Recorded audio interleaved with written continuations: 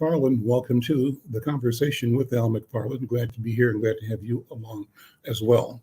With me today as co-pilot is Dr. Irma McClaurin. She is the Culture and Education Editor for Insight News, a scholar, an anthropologist, an accomplished human being. Irma, good to see you as always. Thank you for joining me today. Always glad to be here. Well, we're going to have two important conversations. Our first is going to be focusing on environmental concerns. We're going to be joined by Paul Gardner in just a moment and his work around the Minnesota Clean Water Council. And also talk about some other activist water information as well. And then in the later part of the program, I'm going to be joined by Minnesota Senator Tina Smith. Obviously, that'll be a great conversation. But first, how are you? What's on your mind? What's top of mind in your view of a community and of the world as we speak? Well, the topic is of interest to me because, believe it or not, exactly almost 24 years ago, when I was a American Association for the Advancement of Science and Technology Fellow, working as a diplomacy fellow at USAID in Washington, D.C., one of my colleagues told me that the next issue on the horizon was going to be water.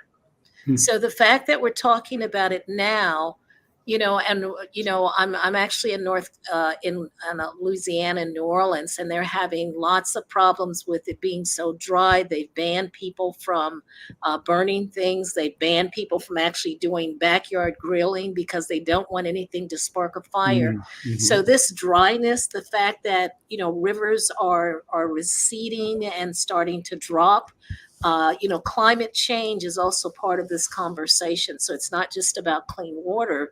It's about all the things that feed into it. And one of the things when I was in Brazil and doing research that I discovered 2/3 of the entire landmass of the United States is water. So water is very big.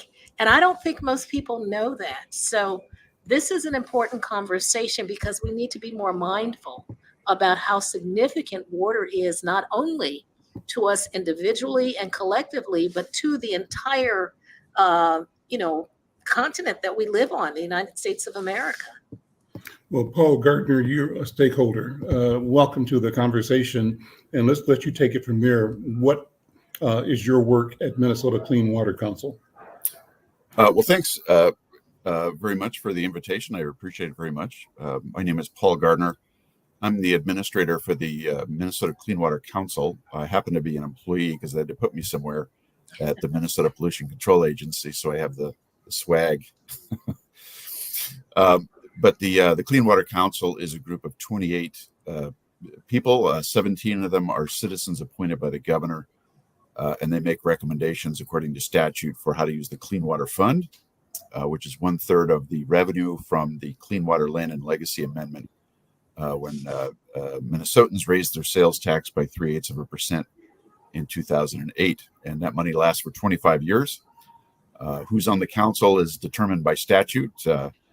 It's a good group of people from different areas of the state, everything from local government to business to farmers and environmental groups.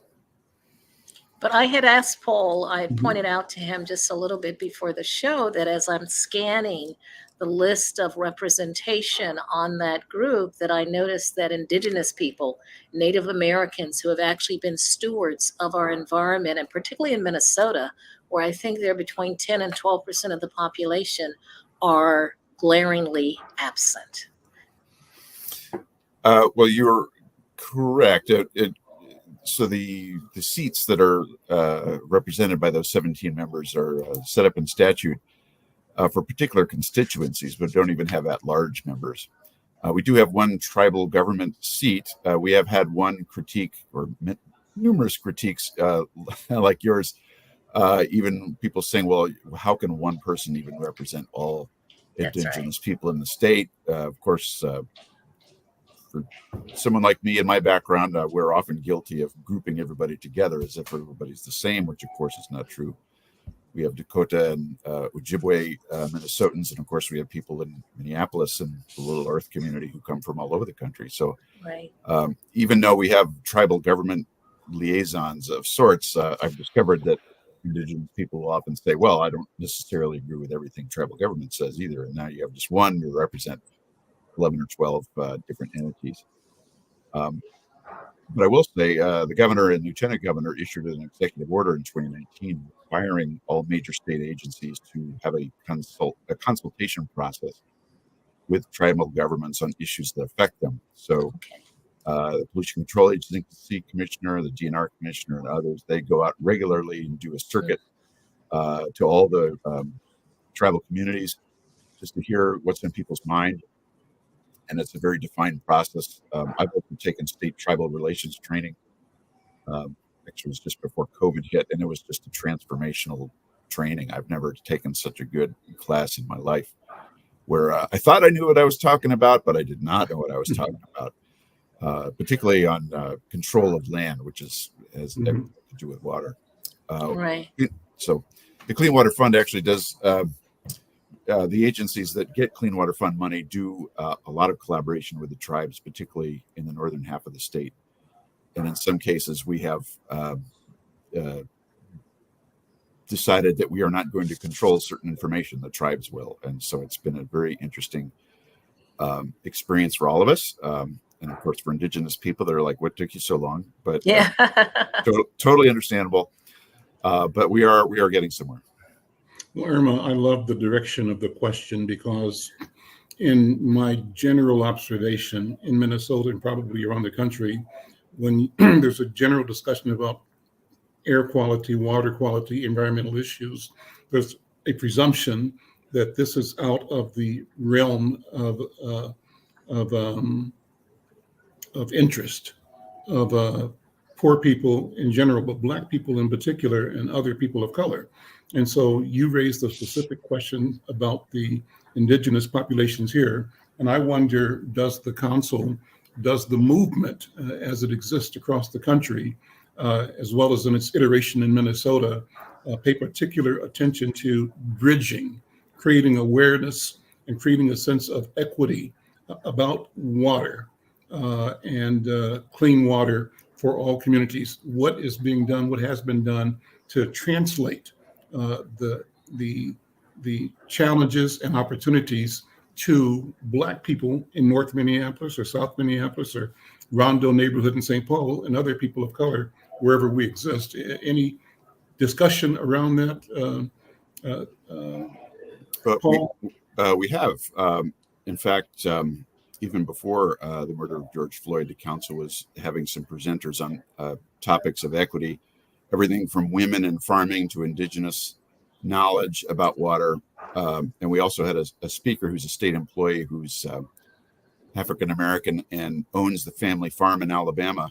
Mm-hmm. And he gave a presentation about the Pigford civil rights case, which was the largest monetary award for a civil rights case in U.S. history at the time, over discriminatory policies by the U.S. Department of Agriculture, which kept Black and indigenous farmers from getting access to financing. And so a lot of Black farmers lost their land. His farm was an exception in that area, but that really hit home for us. But we deal a lot with agriculture in Minnesota and water quality, but there are virtually no Black farmers.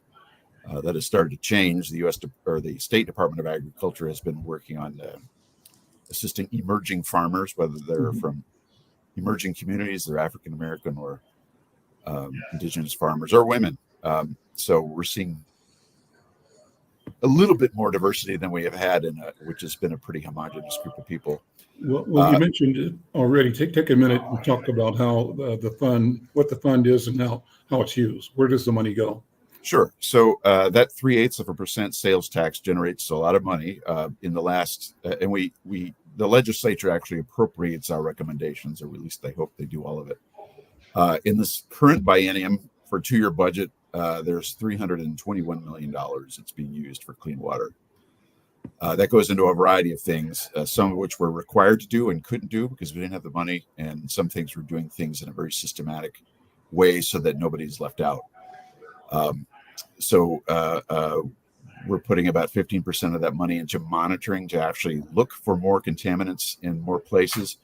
That includes everything from bacteria that might come from farm runoff to stormwater that's in the city and in suburban and urban areas. Stormwater is actually our key priority in the Twin Cities Metro. We spend a little bit on planning to make sure that we get everybody together with all these layers of government we have and communities to make sure we're focusing on the right priorities, because we can't fix all of our waters, but we do focus on the highest priorities like drinking water sources and recreational lakes, for example. And then we kind of work upstream to figure out what the problem is. And then we fund fixes of all kinds and then measure to see if we've actually done the fix. There are cases where the Clean Water Council doesn't do stuff like infrastructure. We don't fund pipes, we do a little bit of wastewater treatment, but not much. But after the debacle in Flint, Michigan, where a majority community of color was exposed to lead, especially children, the Clean Water Council insisted on recommending money for Minnesota so that we could actually figure out what it would cost to get rid of all lead in our drinking water system in Minnesota. And that was the first of its kind analysis that said, here's what the cost is for getting rid of lead pipes. Here's what the benefit is. And it turns out that for every dollar you invest in getting rid of lead pipes, you get $2 in benefit from improved public health, children doing better in school and in life. And Representative Sidney Jordan from Minneapolis actually flogged around our report everywhere at the legislature this year when legislators appropriated $240 million to actually dig out all those old pipes and remove them. And we're getting some matching federal money. So while the Clean Water Fund didn't fund the removal of the pipes, we did the intellectual work to figure out what it would take to do it. And then that made everything easier when the money was available. And Paul, when that money is made available, is the work being done in the communities that are adversely affected, or does it go to the people? I mean, you have a majority white council that's making decisions, and clearly their self-interest is going to come into play. I mean, as objective, quote unquote, as people like to think they are, the reality is that people operate out of self-interest. So if Black people are not highly represented, you've got one Black member, one Native American member, and then you've got everybody else, 98% is white. How do we make sure that those communities that are most adversely impacted and would suffer the most harm actually are the ones at the top of the line or at the front of the line instead of always at the tail end, which is historically what has happened? Right. So the way in which we allocate the money is science-based initially. So we figure out where the problems are, and they exist in the core cities of Minneapolis, St. Paul, and the suburbs and farm country and up north. The more you disturb the land, the more the water quality degrades. So southern Minnesota and the Red River Valley have some of the poorest quality water because we've scarred the land. So I shouldn't say we scarred it, but we've drained it and we farmed it, and so a lot of stuff comes off the field. In a city, the issue is stormwater. So there are also multiple benefits of treating stormwater that do things like having more green space in an area that has been paved, and usually low-income communities have less shade trees, for example. So things like tree trenches, which help infiltrate water along streets, also provide trees and shade and the cooling effect. I just read a book about heat stress and how people around the world who generally have fewer resources are less able to deal with heat with either expensive air conditioning or no air conditioning, no shade. Whereas my suburb community here has got temperatures that are probably 10 degrees lower in the summer. So there are multiple benefits of treating stormwater by having less impervious surface, less stuff to reflect off, more ways to collect water and treat it before it goes somewhere. I will say that the science-based way we go about it does do one nice thing, which it generally keeps the politics out of it, which has its pros and cons. We saw in the legislature this year how with the bonding bill, a lot of legislators from the Twin Cities Metro and a very diverse group said the process we've done for bonding isn't working. It's primarily gone to areas not in our communities. And so they earmarked a lot of funds to assist organizations in Minneapolis, St. Paul, which is a just solution. Mhm. And I think a lot of people said, it didn't go through the right or the certain process that we've had. And so it's caused some reflection as to whether that's the system we want. We And have been, I'm also, yeah. we've been reflecting on whether how we're doing that is helping. One guide we have is a map of environmental justice areas in Minnesota. Okay. Now, I work with people in both parties at the Capitol when we get this money, and I've found that I can get one side of the aisle to agree that this is a problem. If we talk about people having lack of access to clean water based on what their income is and what their where they live, I can talk to another group and say the reason people live where they live and have the income they have is because the lack of home equity, for example, the intergenerational transfer of wealth, the practice of redlining. And so that's why some people may live in a one of the criteria is something like 40% of people in a census tract would be people of color. Yeah. That's an environmental justice area. Tribal reservations are environmental justice areas, but Yes. also areas that have, I think it's 35% of people that are at 200% of poverty, also environmental justice areas. So it has been enlightening for a lot of people at the Capitol and the public to see that there's a huge part of rural Minnesota that also fits in that. So we're kind of all in the same boat. There is interest, I should say, and your question is going to help that discussion about whether we should insert equity as something that adds more points to a proposal, for example. Move something Absolutely. up there. I don't see how you could not, since inequity has Right. actually been the norm. And I'm going to challenge you about science being sort of unbiased, because science is what has caused some of the problems. So it has its place, but it's not immune from implicit and explicit bias. Science has been used to manipulate things. But I think the main thing is that the communities that are being affected the most and that suffer the most harm ought to be participating in the discussion, right?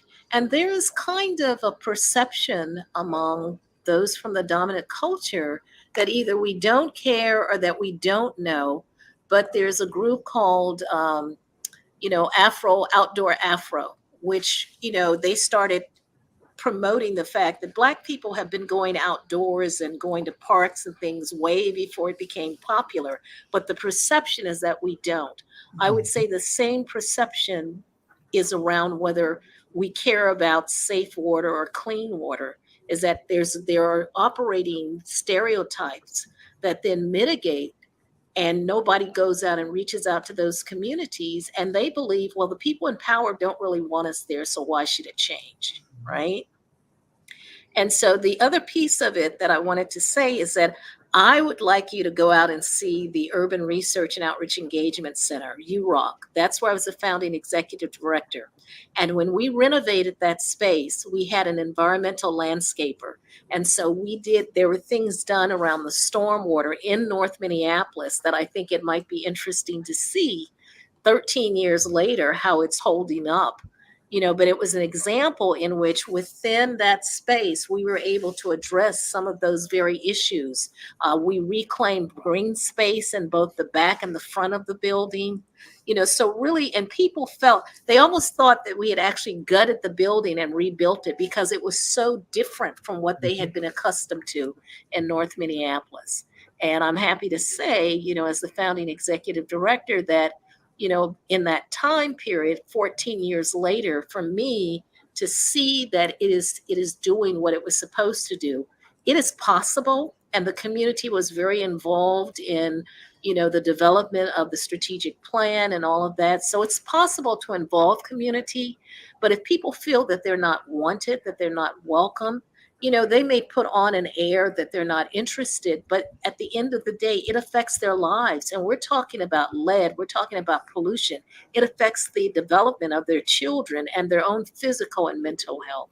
So I think it's really important for people to be involved, to have more participation, even if they're not on the council. This is the I would Conversation love with Al that. McFarlane, talking to Paul Gardner. Paul Gardner has been the administrator of the Clean Water Council since 2019.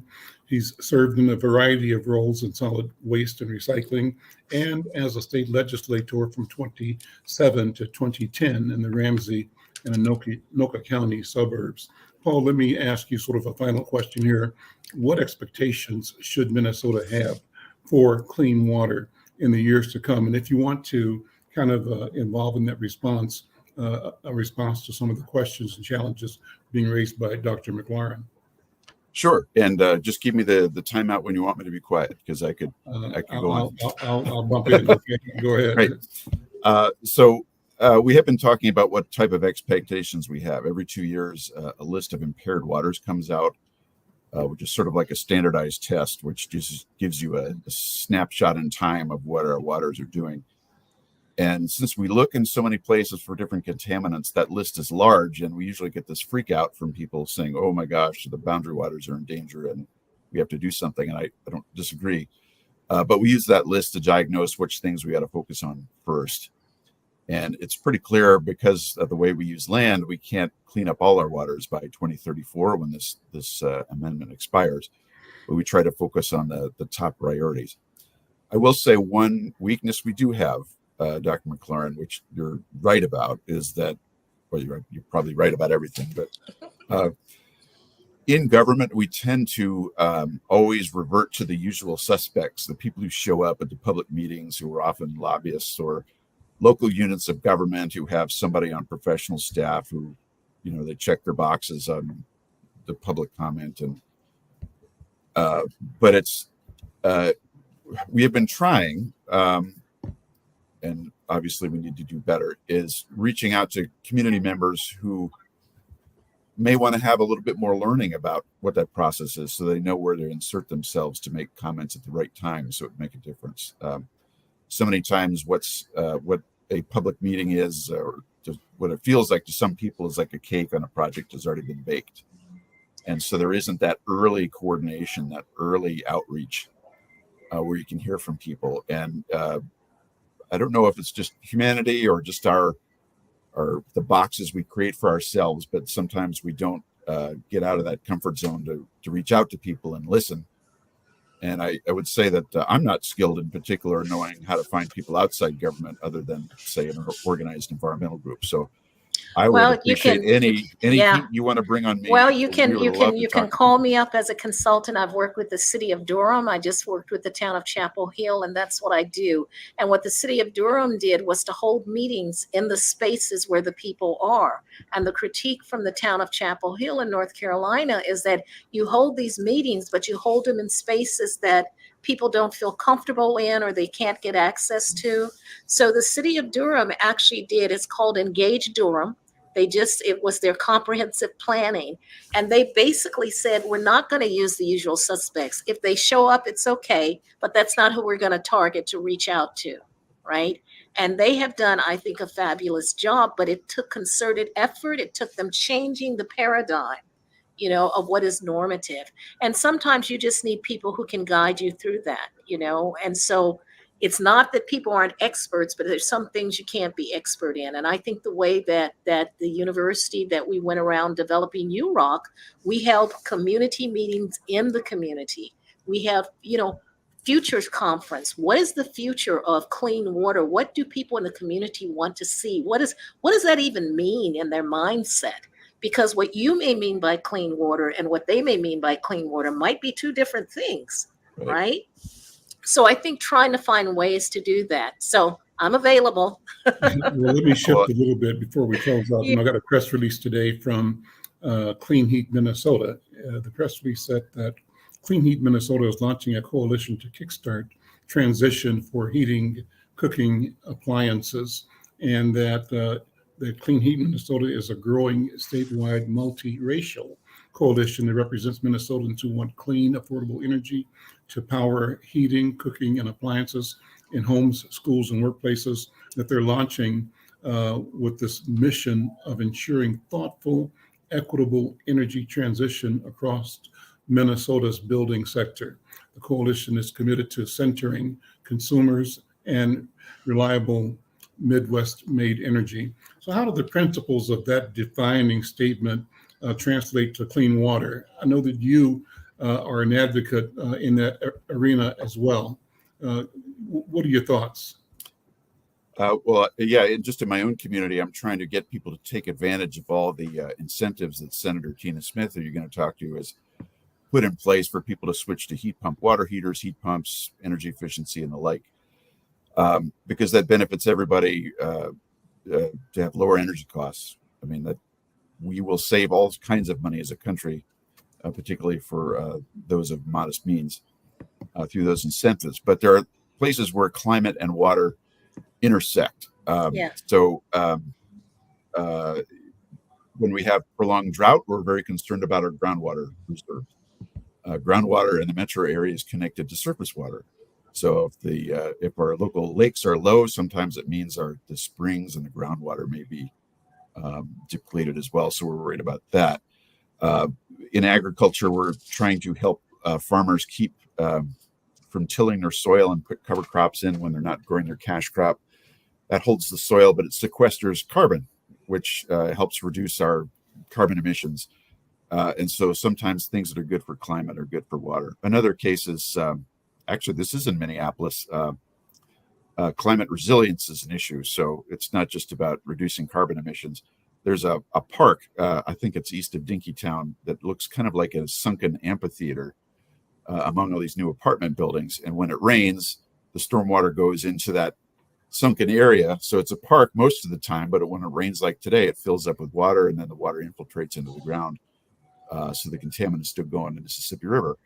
But the rest of the time, it's a park. So there are lots of interesting ways where you don't have a lot of space, where focusing on the climate and the increased precipitation that we're going to get and warmer temperatures can be alleviated by dealing with stormwater in an innovative way.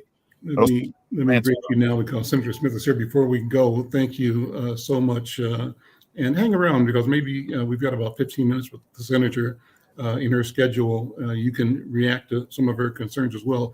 Before we join her, we'll take this message of our supporter and we'll come right back. Are you or someone you know recovering financially from the COVID-19 pandemic, the lockdown, or any other reason? If so, help is available.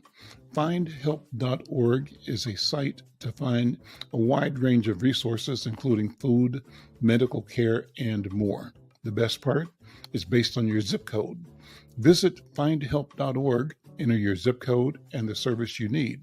You'll get a map directing you to the organizations that can help you. Help is waiting at findhelp.org. If you need help starting anew, findhelp.org is the site for you.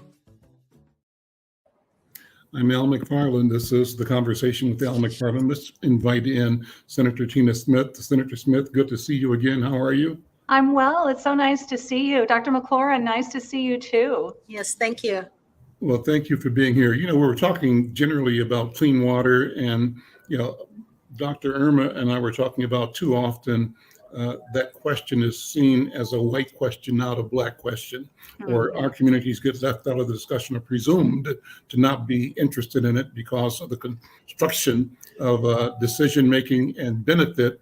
We get left out. You've heard me say this too often, that they get the money, we get the misery. And so how do we change that dynamic? And what I want to do with you in this conversation, Senator Smith, is start talking about farming and Black people farming, and in that sense, the environment and clean water all tied into how we reimagine what equity is across the board. So Farm Bill is something that you're concerned about. Let's start there. Yeah. Well, oh gosh, I so appreciate this conversation and there's so many different ways to go about this. But if we want to think about bringing equity to the Farm Bill, and what impact that can have in Minnesota and around the country. I mean, it's really, really huge.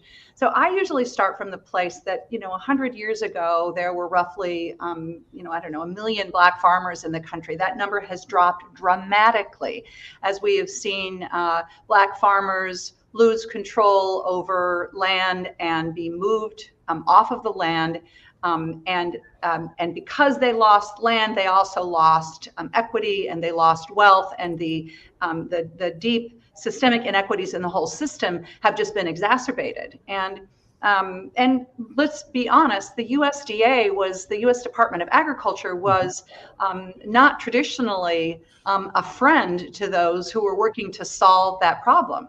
In fact, our current Secretary of Agriculture, Tom Vilsack, who's from Iowa, this was the very first thing that I talked to him about when he came into my office to discuss his confirmation, because it is so important that this doesn't move to just being a talking point for leaders in the administration and in the Senate and in Congress overall, but it becomes an action plan for what to do. And so in the current Farm Bill that we're working very hard on to pass, that means specifically, what can we do to increase access to land and to capital for small farmers, beginning farmers, Black farmers, other farmers of color, so that they have an opportunity to own land.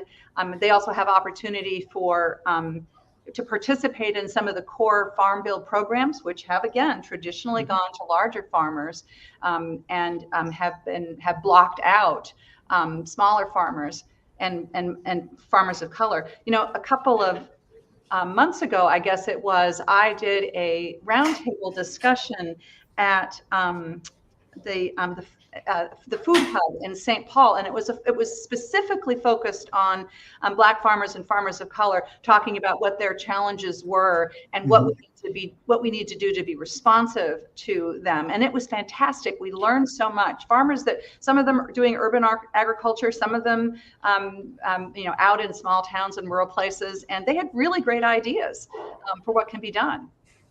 So we listen to those ideas and we try to put them into practice. And Senator, could I just add to that? I think what most people think when they think about farm, and I'm sort of I'm in New Orleans now, but I've been staying in Mobile, Alabama, and Mobile is just outside of Mobile. There's the Jenkins Farm.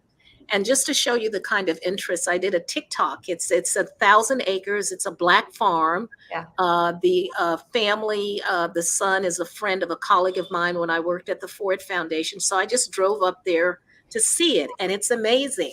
I did a little TikTok there. That TikTok has gotten over 2,300 views. You know, because when I say this is a historic Black farm, people are like, what?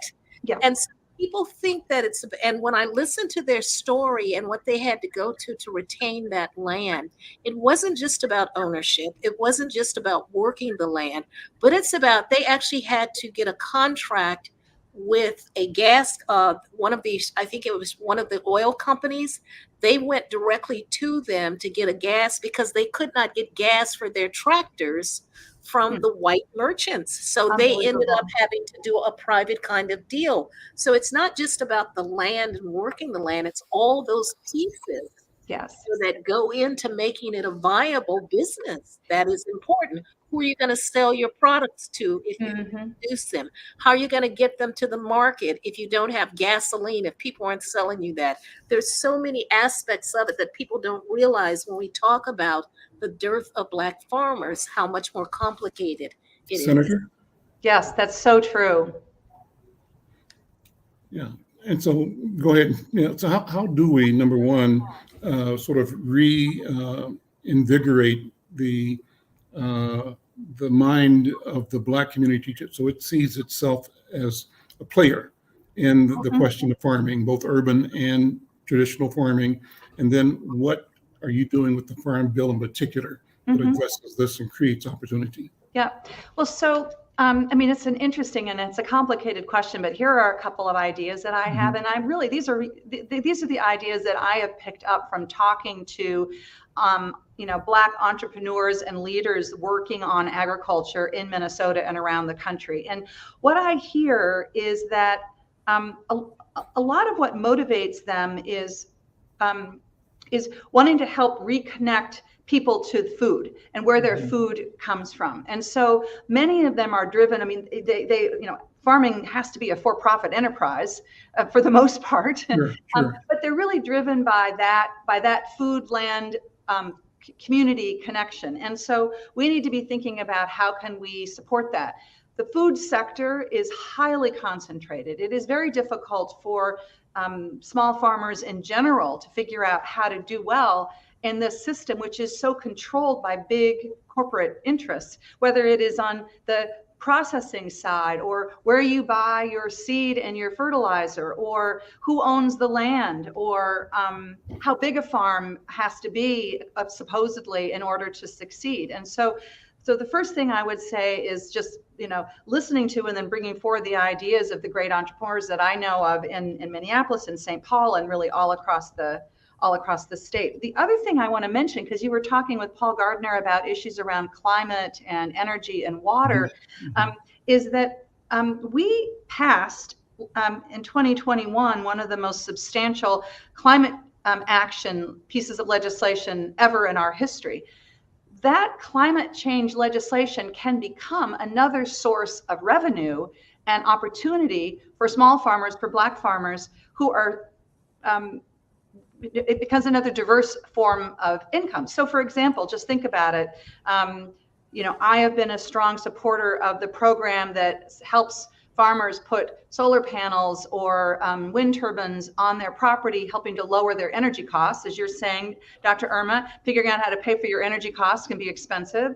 And then that also then becomes another source of revenue for farmers as well, if they have, this would be for people who have some land that they are that they have some control over. So the first part is like reconnecting to this issue of land and food and how we can support local food, regional food economies, which is going to benefit often Black farmers. And then the second thing is how the work that we've done around climate and clean energy. And issues around carbon sequestration and healthy soil can be another source of revenue for farmers. Let me switch a little bit. You were one of the speakers at the annual State Martin Luther King Jr. Day event where the theme was building Black wealth. And since you've hosted a panel on building Black wealth in Minnesota, you've chaired hearings focused on how to better support community development financial institutions as a key driver of repairing economic disparity for communities of color. And recently you were invited by MinnPost to be part of their panel on Black entrepreneurship. So where does your focus on this work stem from? What drives you to continue working on it? And you certainly can build that into the responses you've given already. Yeah. Well, so when I spoke at the Martin Luther King Day events, I wanted to draw attention, how can I put, to a lot of people really are very connected to what Dr. King wrote and talked about in terms of civil rights. And of course, we all should be.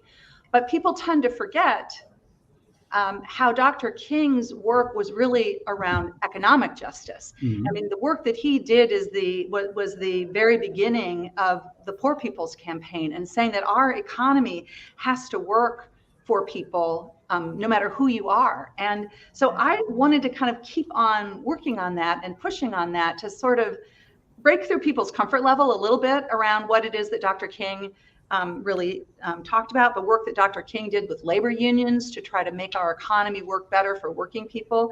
And then the work around that we did in my subcommittees, and then the MinnPost hearing and the roundtable I had on building Black wealth. And again, those conversations have been so interesting because they're focused on people in the community who've been doing this work and have to tell us and teach us about what works and what's not. At the MinnPost event, we had it was moderated by the indomitable Shaletta Brundage, who had everybody running around in circles, thinking about what this really means and opening up the eyes of a lot of people in the audience. It was mostly a white audience, about what some of the barriers are to Black entrepreneurs seeking access to the kinds of basic, loans and lending and capital that a lot of white small businesses take for granted.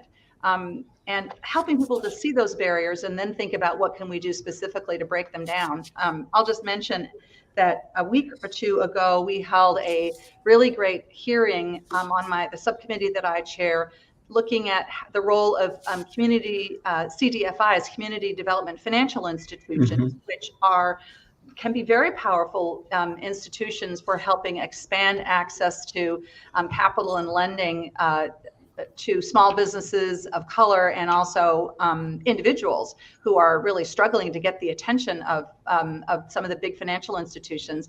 At the MinPost roundtable that we did, I was on the roundtable with Houston White and with Anissa Keys, and Anissa did such a great job in particular of talking about what it's like as a Black woman to go into banks and try to understand, like, what do I need to do to improve my credit rating so that you will loan me money so that I can do what I know how to do. Mhm. And I think it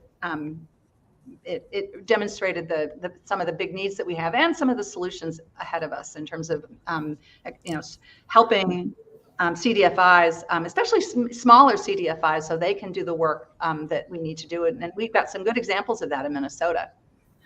And I would just add to that is, I'm thinking about, you mentioned Dr. King, and I'm thinking about the line in his I Have a Dream where he talks about that America has given, Black people a check marked insufficient, a bad check marked insufficient funds. And so my question is around Black farming, whether it's also about, community development funds, which we had decades of those, and many of them did not survive.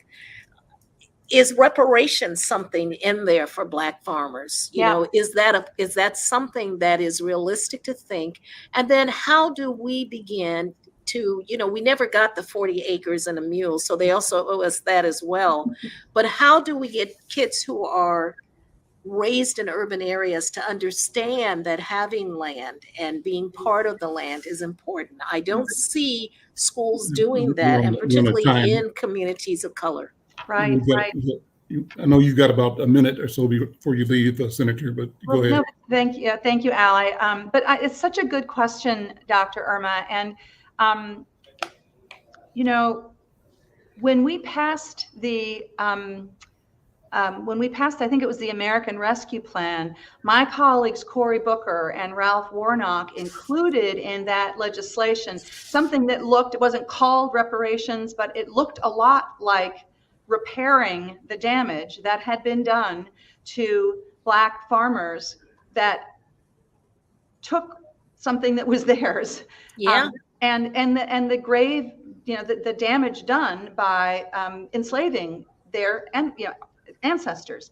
And I was so proud to support that legislation. And it essentially went right at how can we provide grants to Black farmers in order to buy land so that we can start to repair that damage. Now, unfortunately, the courts declared that unconstitutional. Right. And not a surprise, I would say, given the way many of our courts are, not all of them right now. So we're continuing to see what work we can do in the Farm Bill to come at that in another way. But the more I work on these issues, whether it is farming or whether it is home ownership or whether it is, there's so many different places where I feel as if our mission is to think about repairing the past damage done in a very mindful and specific way. And that's what reparations means. Senator, you also are concerned about child care stabilization funding that was provided but has ended. Let's have you reflect on that before you have to leave. I was just talking with all of my colleagues at lunch today on the Democratic side about this importance. In the pandemic, we nearly, huge crisis in childcare. Many facilities went out of business, especially small family-run businesses, home-run businesses. A lot of those were Black women, Latino women, indigenous women who lost their businesses, and the community lost those childcare spots. What we did is we put billions of dollars into grants to stabilize the childcare facilities that were left so that they could be used to pay for salaries and make improvements in people's facilities. And those grants ended on September 30th, creating this huge cliff in funding. And so my passion is to, in the emergency funding spending bills that we're working on right now, to include additional funding for childcare so that we can protect as many of those childcare spots as we can, while we still do the hard work we need to do to really systematically change the way childcare works so that we're not always in an emergency like we have been over the last several years. Senator Smith, thank you so much. Always good to see you, and you're welcome here anytime. Well, thank you very much. And Al, before I leave, I noticed I have on my phone information about the Black Men's Legacy Summit that I know is coming up, so I can't hold it in front of the camera there. Yep. So that sounds very exciting, coming up on October 28th. And Right. Build Wealth Minnesota, I think this is the spokesman reporter that is doing this. And so No, Inside News. Pardon me, Inside News. Yeah, that's great. Well, thank you for bringing that up. We've been promoting that all week long in advance of the event, and it's an important event. We want to change the dialogue, change the narrative in our community about wealth, and make it so it's our dinner conversation, our water cooler conversation, our tennis court and basketball court conversation. How do we build wealth? How do we understand the legacy of wealth building and the importance of co-creating a future that allows our people to see ourselves as winners? So that's it. Senator, thank you so much. We'll see you next time. Good to see you both. All right. And then Irma, and let's bring our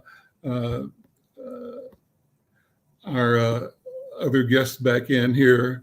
If he's still here, I think he's here. Yeah. Hi. Paul, we got a few minutes just to react. Thank you for hanging out with us, Paul. And Irma, I know you had more questions to ask, but I wanted to make sure that I got all the ones in that I had scheduled to ask.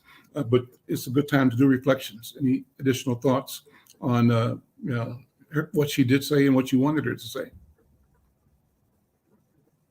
I see a connection, and I'm thinking, so how do you take childcare and children who've been so used to an urban environment and introduce them to Black farms? Mm-hmm. How are Black farms being affected by, clean water?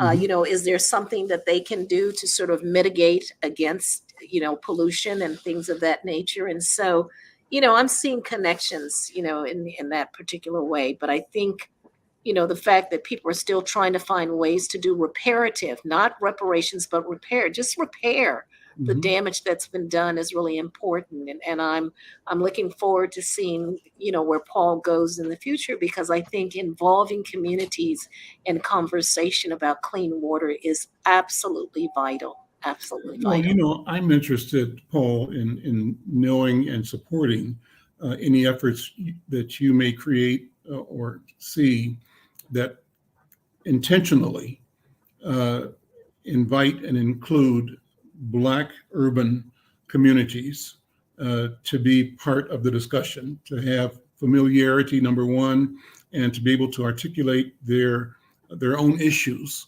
in the context of the history and also in the context of the opportunity to be part of the solution, not just victims of prior mismanagement or misguided policy that has put us where we are in the point of crisis in air and water and energy. So what kinds of things are I think you were mentioning one or two things before the senator came on that are happening that are urban. What more are you concerned, are you working with to have activity in this area? Sure. So at the council's behest, we actually got $1 million set aside this last funding cycle for not the usual suspects. So half of it, we worked with the Board of Water and Soil Resources to dedicate it towards tribal governments. So there were 3 grants for that around the state. But the other half of that $1 million was dedicated towards nonprofit organizations, 501c3s, and they actually come from all parts of the state. But the one that we did make a grant to, and I would looking forward to visiting them soon, is Spark Y. They're in Minneapolis, but they're going to carry out 3 river first projects that advance urban stormwater remediation goals while empowering. If you have their website up, you can share it. You want to share it? Yeah, somewhere. There should be an opportunity for you to share. I think you can. Maybe you I'll put in the name of the group. Yeah, Spark Y. Okay. But they received a grant for several $100,000 to engage several hundred youth into addressing stormwater issues in the city of Minneapolis. Okay. You have a very active group called the Mississippi Watershed or Mississippi Water Management Organization in Minneapolis. They got a direct appropriation from the city, and they use some clean water funds, but they have been doing a lot of work in the northern half of Minneapolis to help green up that part of town, and while still meeting stormwater goals. And so they've done a lot of outreach to diverse communities there. We generally at the Clean Water Council, give money to groups so that they can do the stuff in their own communities. But I would love to have a broader dialogue about issues facing the Black community. I think that would be fascinating for starters. And I think I grew up in a southern state. And when I came to Minnesota, I said, wow, I feel like we're like 30 years back over. I think the main thing in having conversations with communities is that the people who have the resources need to come to listen, not to present, but to listen and to hear what's really the questions, and then what's behind the questions, and then what are they not saying and talking about, and then reflect on the ways in which your processes or the way that you present your material in some ways, oftentimes stops the conversation, because people come as experts and we want to tell you what's going on. Right. And you really need to come to listen. And that takes facilitation. And sometimes it takes people who are outside of the sort of stakeholders who don't have a stake in it, who can then facilitate that because they're not invested in the same way. So I would encourage you to think about having community conversations, but with the understanding that once people give you that information, what are you going to do with it? Because people want to see some tangible results. Right. And that was my experience. Well, and the before you answer, Paul, it's what I said to Senator Smith. Too often we get the misery and white people get the money. So how do we change that? How do we change that so that when you come, as Irma said, to our community, not only is it, it should not be coming to pontificate or to lecture, but coming to listen. The listening should include an attitude that encourages and fosters and supports solution making, and that is intentional in analyzing or transparent in describing the revenue streams associated with problem solving, because that's where the rubber meets the road. How many jobs get created? How many businesses get built? How many careers get launched?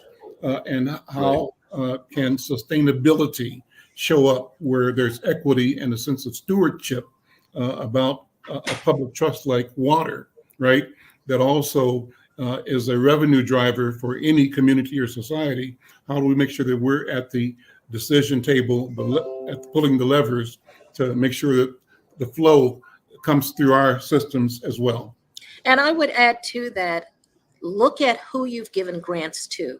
And if out of all the grants you've given, only a handful are really in the communities that are being affected, then you've got a problem with your process, okay? Because often what happens is that the very structure that you create is a barrier itself. And so you need to look at who's been getting the grants, what kind of resources do they have? And it is usually the usual suspects. It's the same old people who are constantly, and because they sort of know how to do it. And so you've got to shift that. You've got to shift the paradigm. You've got to step outside the boxes. You've got to create sort of alternative ways of doing it so that you do really open up the space instead of saying, oh, but we gave like 5 grants to people of color, but the other 95 went to the usual suspects. Then you really haven't made any change. All you've done is tokenism. So I think really committing to having that analysis of your own process and doing the internal work. But it takes someone who is outside of that to be able to see what you can't see. They say it's not a fish that knows that it's swimming in the ocean, right? Sometimes it can't see because it's in it, right? So I think being cognizant of that, and there's so many groups of color, indigenous groups in particular, bringing their voices in. I know what the representation of Native Americans are in Minneapolis, and yet it is the most invisible population that I've ever seen. And that makes no sense because the whole state owes itself to indigenous people. They were the stewards of the lands, the rivers, way before white settlers came. And we need to find a way to bring them back into the conversation, because maybe there's something that can be learned from what they did, and how they see the land and how they see the water and those kinds of things. So my soapbox. Well, I love it. I will say that there is a philosophical change happening. Of course, it's never enough, but the idea of incorporating indigenous knowledge into water management is now a thing. It's not as widespread as it could be, but at least at my agency, they're thinking very deeply about it. We have had tribes say many times, "You guys just come when you need to, and you check the boxes." So And what you said hits home. We've definitely heard that. So when I was at the Ford Foundation in 2005, I funded at Lewis and Clark the Indigenous Ways of Knowing project. And what was compelling about it is that while it was a white woman who presented it, she had the backing of all the tribal leaders, and she had done the work. And then she would facilitate and move herself away so that it really was their project. I think, and that's what people don't understand, is that sometimes once you get it going, you need to know how to move out of the way so that people really can, be able to do the work. And I think that's very hard, but I think it's a necessary part. But that's good to hear, because indigenous knowledge is vital. And also that with many of the African groups that we have, people have spiritualisms that is very much rooted in worshiping and celebrating water. So it's not just indigenous Native American, but also people whose basis in African spiritualism is rooted in sort of spirit, water orishas and things of that nature that we need to recognize. Yeah, the natural world. Well, listen, this has been a great conversation. Thank you, as always, Dr. Irma McClaurin. Thank you, Paul Gardner. You got about a minute for a final word. If you've got projects you want to invite people to be aware of or to come to, this is a good time to say it. Well, we actually are going through a strategic planning process right now, and several of our members have said we need to talk about equity. So I'm looking forward to doing that. I will just say I'm not skilled at that, and so I'm going to need some help to figure out how to navigate that conversation and figure out how to ask the right questions. Ask the experts. There are those of us who are out there have been doing it for a long time. And we also have been cast a wide net. Anyone who will listen for input on where we got to put dollars in the next round. We're doing recommendations that will come out at the end of next year, but we start hearing presentations and things in March or so. But I would definitely take some of your comments to heart and present those to the council and see where that conversation goes. And I'd love to follow up with you. Absolutely. Let's do it. Thank you so much. I'm Al McFarlane. This is The Conversation with Al McFarlane. We'll see you next time.